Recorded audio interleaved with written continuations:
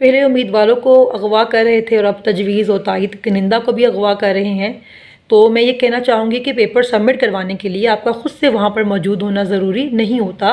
तो कोशिश ये करें कि अपने पेपर्स जो हैं अपनी वकला के ज़रिए जमा करवाएं, और ये भी कोशिश करें कि अपनी तजवीज़ और तायद की निंदा जो हैं वो भी आप वकला को रखें। लेकिन अगर आपके पास वकला नहीं है तो तजवीज़ और तायद की निंदा का आपके हल्के का वोटर होना ज़रूरी है, मगर रिहायशी होना ज़रूरी नहीं है। तो ऐसे लोगों को रखें जिनके शनाख्ती कार्ड पर वो पता ना लिखा हो जहाँ पर वो इस वक्त रिहाइश पजीर हैं, क्योंकि आपने अपने साथ अपने तजवीज़ और तायद की निंदा की भी हिफाजत करनी है।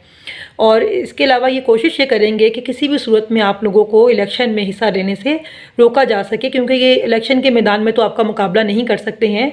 और किसी भी सूरत में हमने इलेक्शन का बायकॉट नहीं करना, क्योंकि हमने इतने माह क्या जुल्म और जबर फस्तायत इसलिए बर्दाश्त नहीं किया कि जब वक्त आए तो हम पीछे हट जाएं, बल्कि हमने इनकी तमाम हरबों का, इनके तमाम हथकंडों का पूरी बहादुरी और अक्लमंदी के साथ जो है मुकाबला करना है।